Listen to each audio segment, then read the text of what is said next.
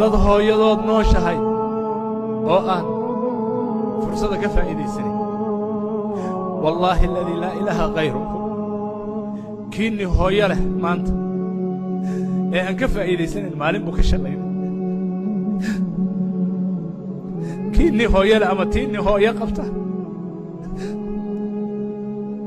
ee aan ka faa'iidaysanin maalin buu ka qoomamaynaya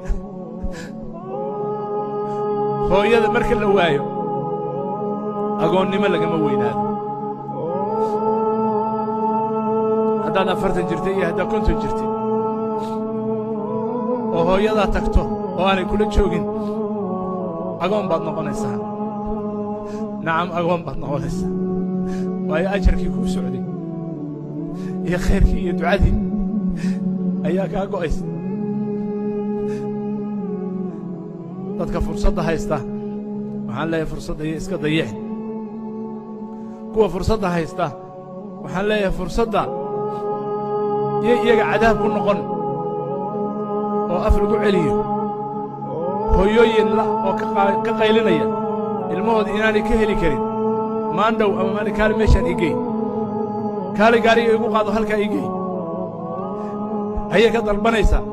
mashquul baana saaxiibbadiis ama saaxiibbadeedna saacaday